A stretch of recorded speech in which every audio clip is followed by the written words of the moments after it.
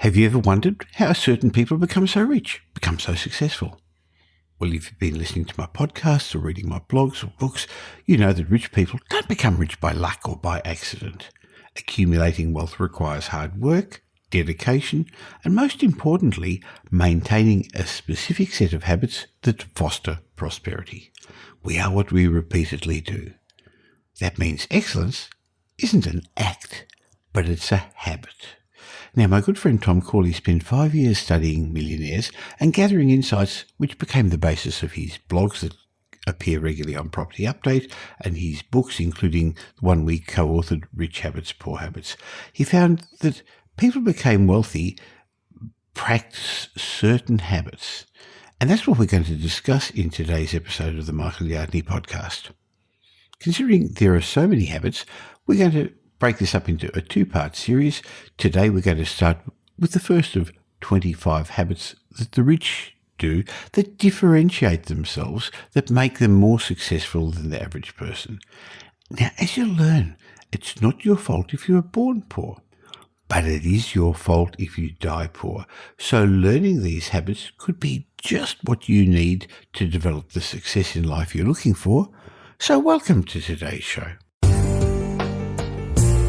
Welcome to the Michael Yardney podcast, where twice each week you will learn a number of new ideas regarding success, property investment, and money in around 30 minutes. Our show is brought to you by Metropole, who specialise in helping you grow, protect, and pass on your wealth through strategic property and wealth advice. Now, here's your host, Michael Yardney, Australia's authority in wealth creation through property, who has been voted one of Australia's top 50 most influential thought leaders.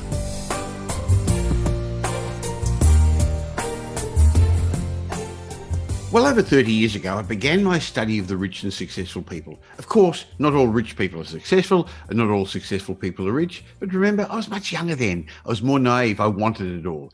I tried to understand why some people were rich while others kept struggling financially.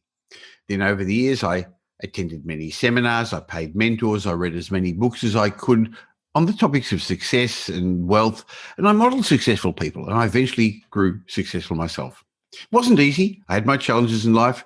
Unfortunately, most of them were self-inflicted. I've hit rock bottom and I've got up again. I've learned from my mistakes and I moved forward. And now for almost 2 decades, I've mentored over 3,000 successful and some not successful people, investors, business people, entrepreneurs.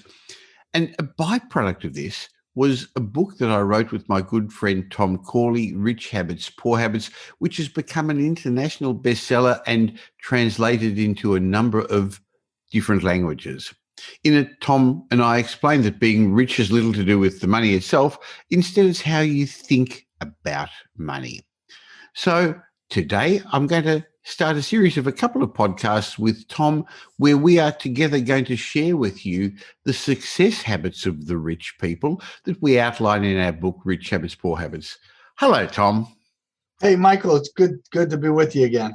Well, it's a new year and we've gone through a difficult, interesting year in 2020, one of those years most people are going to want to forget, but it's not going to be easy to forget. So I'd like to go through a list of the success habits, the rich habits that we have found that your clients from your study and my clients have, that they exhibit, so we can see what's going on. And maybe we can put them into some context for this new era we're now living in. So Tom, let's just start through with the list. The first one is that I've found that the average person thinks about spending their money, but the rich have a different system, different habits. They look to invest their money. Yeah, that's right. And according to my research, Michael, specifically with respect to the saver investors and the virtuosos, these are the experts in their field, they really make a habit out of, saving their money. But in order to get to that point, they have to adjust their standard of living so that they have enough money to save. And you can't invest what you don't have. So the number one thing that you have to do is you have to get into a habit of saving some percentage of your income. Even if it's just 5%, you got to start somewhere. And especially if you're young, the younger people, the more that they're able to save at an earlier age, the wealthier they'll become because of the power of compounding and just the time that they have the money working for them. So yeah, it's a very important concept. It's one that everybody talks about, but very few people, actually forge that habit. Well, Tom, really it has to do with delayed gratification, doesn't it? But that seems hard when you're young. That's so far away. I'll get to doing it all later on. I don't have to do it just yet. Yeah, and the problem is if you have no blueprint for your life, if you don't know where you're going, if you don't have what I call get engaged in this dream setting process where you create some type of future script of what your life is going to look like, well, then you're like a leaf on a fall day. You're just floating around. The wind will take you wherever it takes you. And so you have to have some vision, some clarity on where you want to go. That anchors you.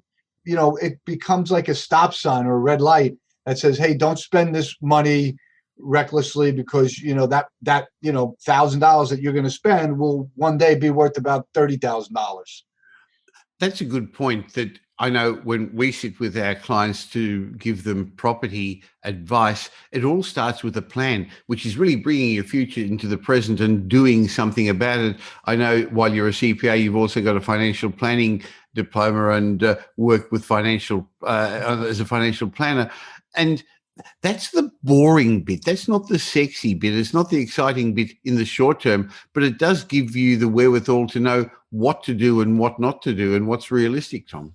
Yeah, a lot of people think that becoming wealthy, wealthy people have this exciting lifestyle. And the reality is, especially if you look at people like Warren Buffett, I wouldn't want his life. His life is so boring, I would fall asleep if I was in his shoes. I mean, that guy literally does the same thing every single day, and his standard of living. You might think, well, he has an enormous standard of living. He doesn't, and he's happy drinking a Coke and eating a hamburger every single day. I mean, and he lives in the same house he purchased, I don't know, 40 years ago. So everybody has this perception of wealth that is not actually realistic. It's completely different. The reality of it is completely different. And the work that has to go into building wealth is, in some cases, time consuming if you're a virtuoso or big company climber or an entrepreneur. Very time consuming. You have to put in the hours. And people just, maybe they're not willing to do that. That's their choice. But, there's different ways that you become wealthy. And one of them is the saver investor path, and that means delayed gratification, putting off things until down the road. And people, maybe they don't want to do that, and that's fine, but they're never going to become wealthy if they can't save. Well, as we're going through the various success habits, rich habits of successful people, I think the average person thinks you've got to work hard to become rich, while the rich really know that you've got to use leverage to become wealthy. Yeah, and I like that the way you put that, because the leverage is many things, right? Leverage, we think of leverage in the financial community as leveraging, say you have 100,000, well, maybe you can buy something for $500,000. But there's also the leverage of your relationships, right? So you have these influencers that I talk a lot about. You want to develop relationships with influencers. These are people that can open up doors. Well, you want to leverage those relationships. If you have a opportunity and you don't have the money to finance the opportunity, if you have, a stable of influencers that you can lean on, you might be able to get the working capital that you need. So there's a lot of ways you can use leverage to your advantage.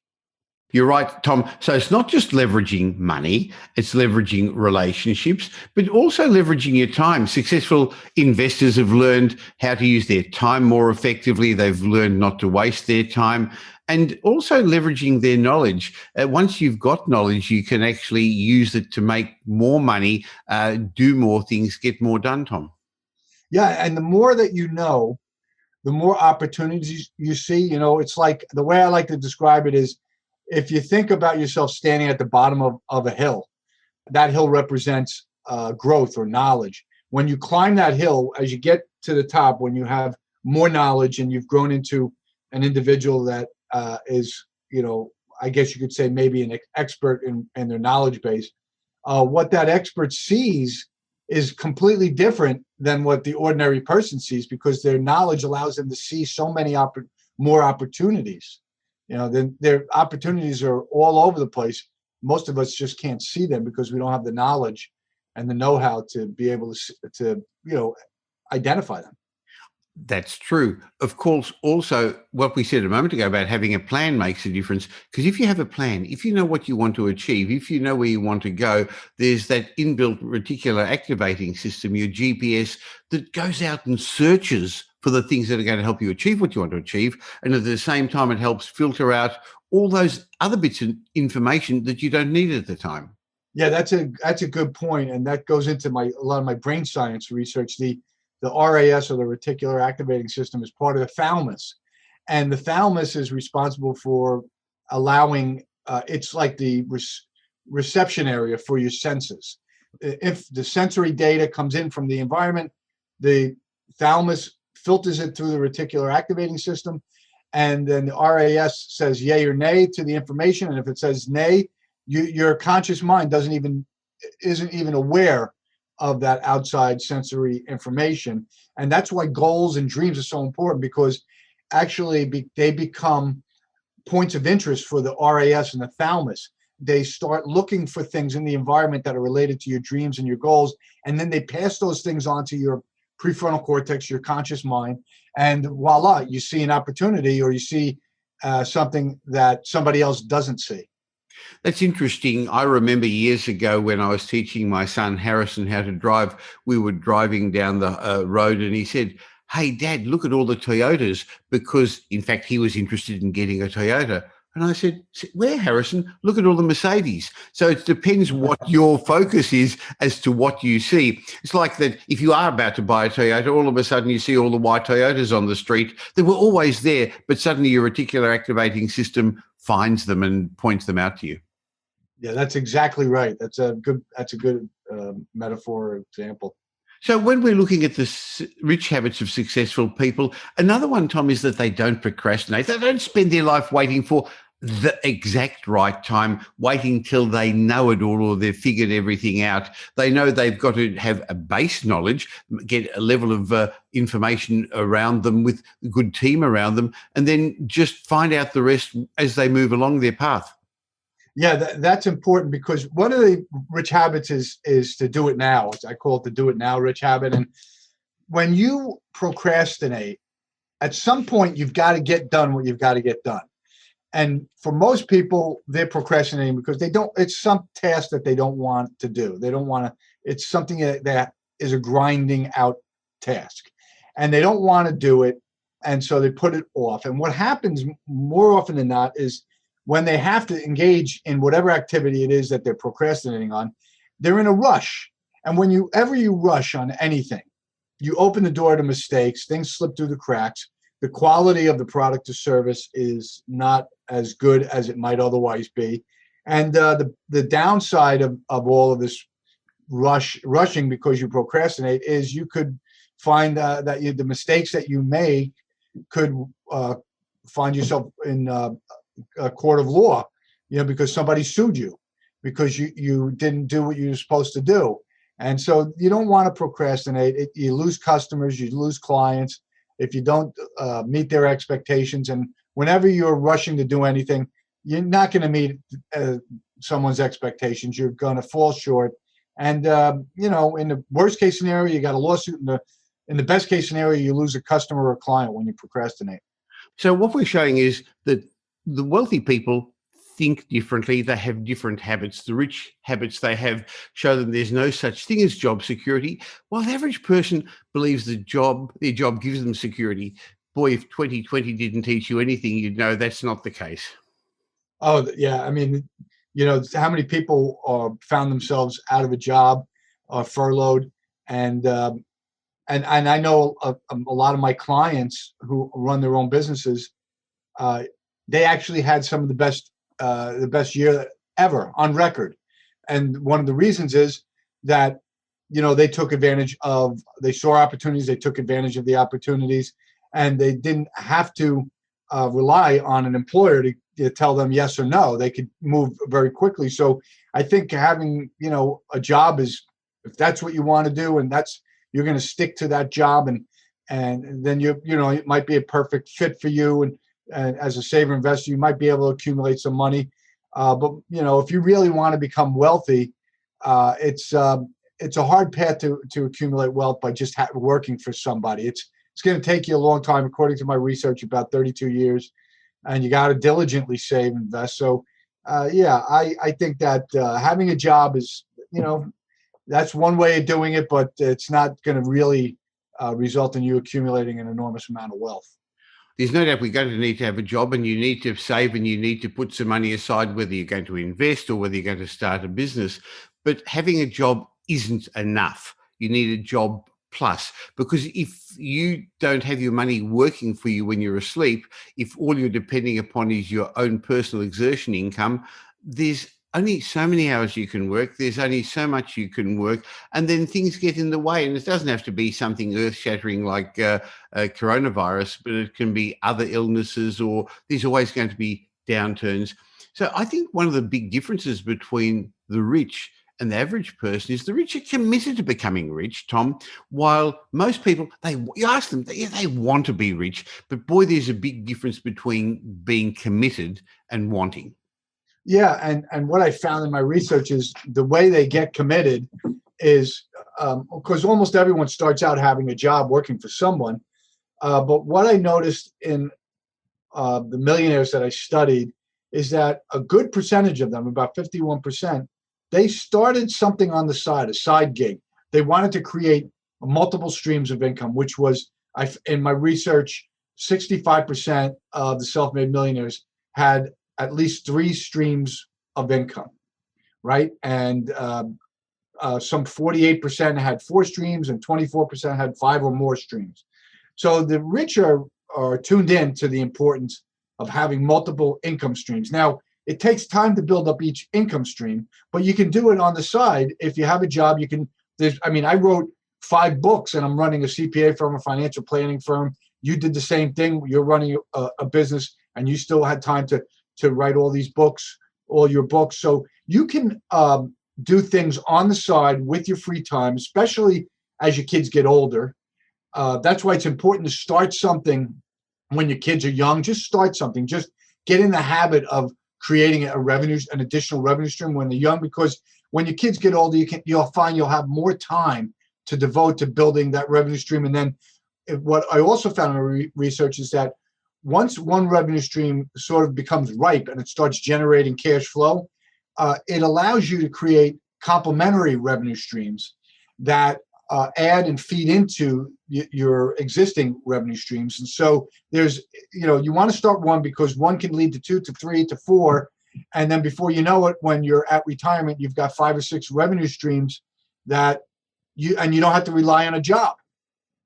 Well, 2020 taught us the importance of that. How many people who had multiple income streams, such as you, such as me, still had a really good year, while those who were dependent on just one income stream unfortunately found that dried up, didn't they?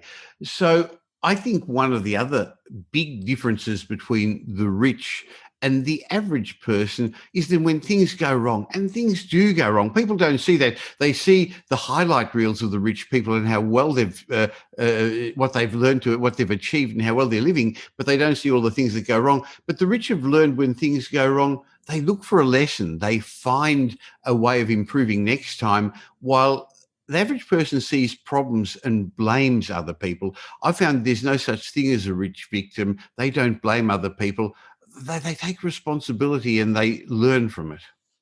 Yeah, and until you take responsibility, Michael, you're never going to learn from the lesson, right? If you blame somebody else, every time something goes wrong, it's somebody else's fault. You're never going to learn the lessons you need to learn in order to grow and become better at what you do. So it's important. That's why we talk about, you and I, a lot, this self-reliance. Well, it's not just, a capitalist concept. It's a concept that means when you take responsibility for your life, it means you take responsibility for the mistakes and the failures, because you're taking responsibility, you're learning from them. If you don't take responsibility, you'll never learn from them. So being self-reliant is all about learning from what you did wrong, and then using that down the road, because when you know what to do and what not to do, it saves you a lot of time and money down the road.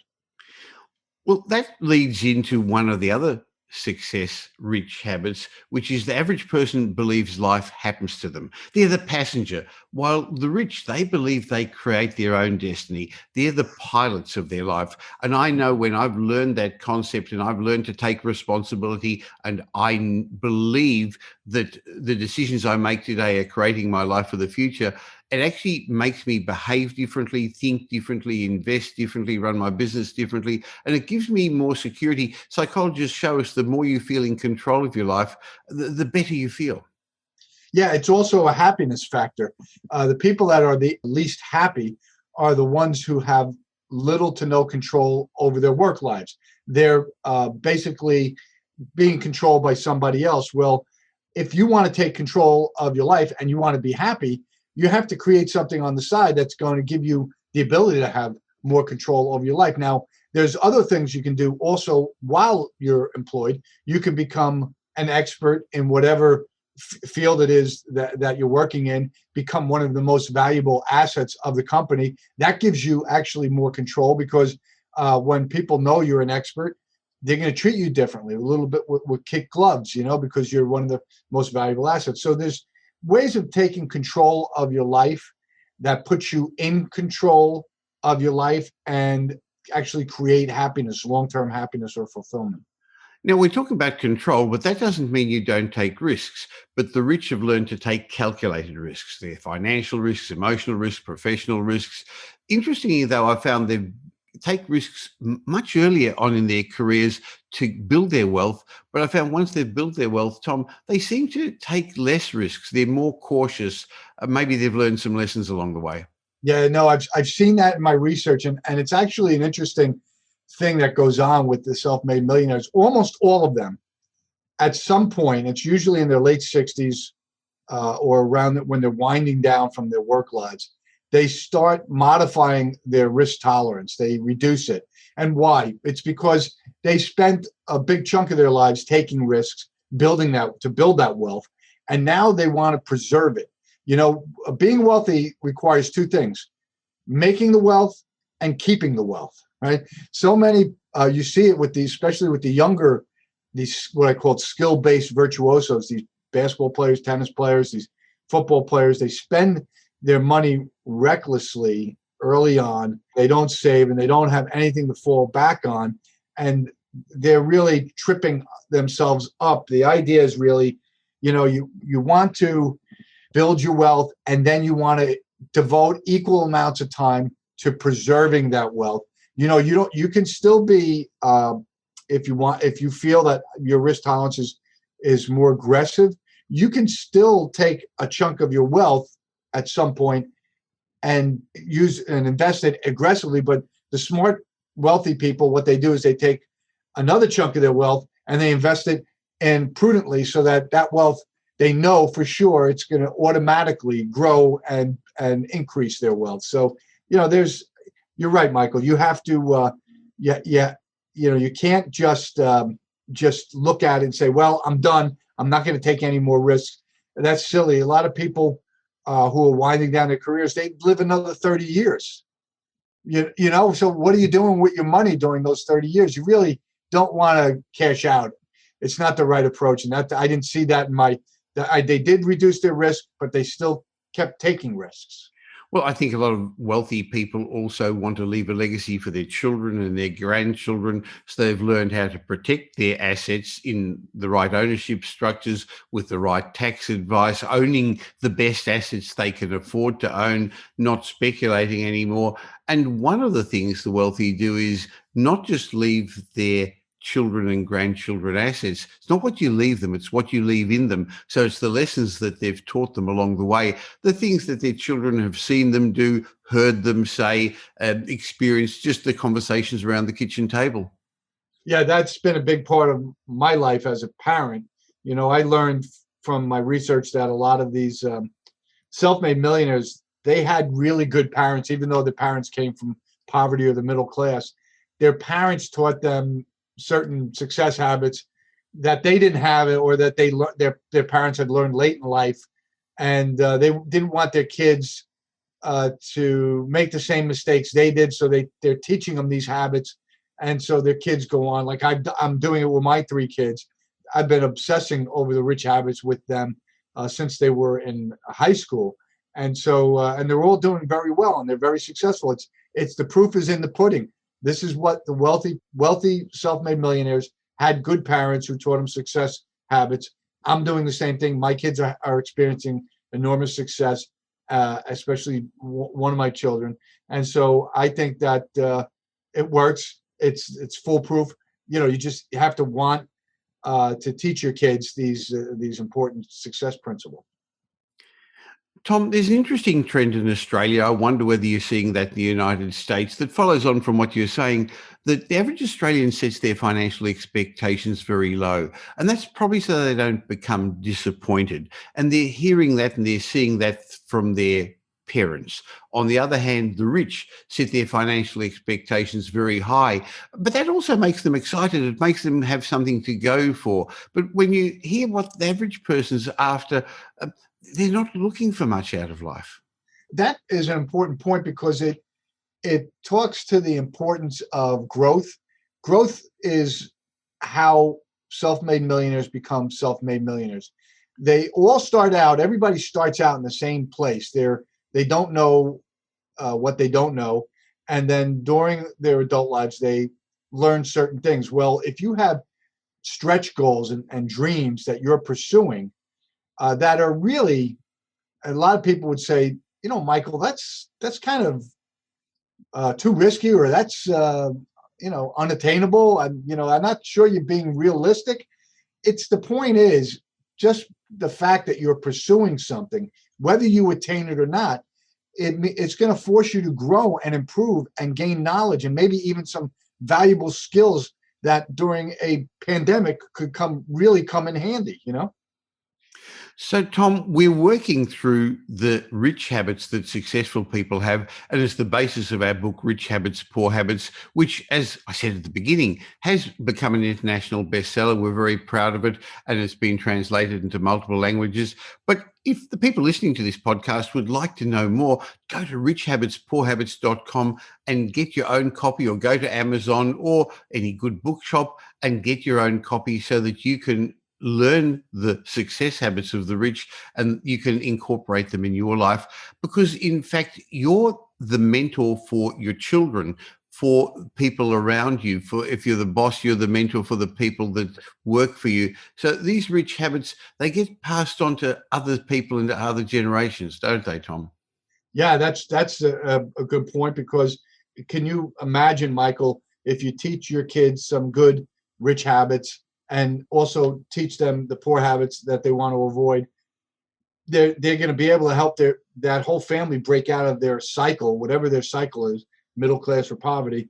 And then it's going to sort of be hardwired into their DNA through their thinking, and they're going to pass along what they've learned to their children, and their children will pass it along to their children, and you're going to have this generational cycle of success. Well, to finish off this session, and there are so many more rich habits, I'd like to discuss them again with you in our next podcast, but it probably is worth following on the point you just made, that the rich people weren't all born that way. I know in your rich habits study, a lot of them were born with just average income, from our average income households, but they became rich. So just because others have achieved that doesn't mean you can't. In fact, because others have achieved it is a reason that you can. Yeah, that's right. 76% of the wealthy in my study came from poverty or the middle class. So, even if one person can go from poverty to wealth, that means it can be done. Now, some people might say, well, they were just lucky. Well, there's a type of luck that they create. It's called opportunity luck. And it's the luck that you create by creating the opportunity for good luck to occur. It's by taking action, having goals, having dreams, and being persistent. Eventually, the persistent get lucky. Luck seems to follow the persistent. So this is a process. Wealth is a process. You have to understand that it's a process, and poverty is a process too. The people that are poor, Michael, are very successful because the process they're following is working. Well said. So I guess what we're trying to say is there is a science to becoming rich. You've studied this for years and years. You've made it an important part of your life. You've written about it in a number of books, as have I, and we have written it together about it in Rich Habits, Poor Habits. And once a month, we bring out these Rich Habits podcasts. So I look forward to getting back with you again in a month's time, Tom, when we'll go through some more of the rich habits of successful people. Thanks for your time. Speak soon. Thanks, Michael. Now, I'm going to continue this discussion with Tom next month. Once a month in between the regular Michael Yardney podcasts, I have these Rich Habits, Poor Habits podcasts with Tom, which are immensely popular. Clearly, lots of people want to understand how to become more successful in life. And as you're starting to understand, it has to do with the way you think. Your outside world is a sign of what's happening inside. So the way you think is going to change the way you behave. The way you behave is going to change the results that you're getting. In between now and then, you can watch some of Tom and my videos or read his blogs at Property Update, or why not get your own copy of our great book, Rich Habits, Poor Habits, which has now been translated into 5 foreign languages.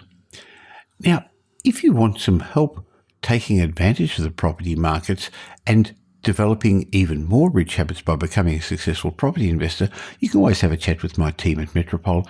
As a regular listener to this podcast, you'd know that we don't sell property, but we give strategic property and wealth advice, and we'd love to be part of your wealth creation journey, because 2021 is going to turn out a great year for property investors, isn't it? You can catch me in between these podcasts. Just look for me on social media, look for Michael Yardney, or you can subscribe to my daily Property Update newsletter if you don't already. Last year we had 2.4 million unique readers of Property Update. I'm very proud of how many people we're helping financially. And you can catch up with me more regularly by being part of my private Facebook group. Go to Facebook and just look up the Property Update Facebook group and ask to join. I'll be back twice a week with the Michael Yardney podcast. In the meantime, have a great week. Make it a great week. Thanks for listening to this episode of the Michael Yardney podcast, which was brought to you by Metropole, who help their clients grow, protect, and pass on their wealth through strategic property and wealth advice. If you like what you heard and don't already subscribe, you'll find us on iTunes or on your favourite Android app as the Michael Yardney Podcast. Watch out for our next show, which comes to you twice a week, and you'll learn some new ideas about property investment, success and money in around 30 minutes. To get more of Michael's thoughts, go across to www.propertyupdate.com.au and sign up for his daily morning briefing, and you'll hear from not only Michael but a group of leading property success and money experts. And just a reminder that the information you heard in this show today is general educational advice and not specific investment advice, as we don't know your personal circumstances. If you're looking for specific advice, why not ask the team at Metropole to help you?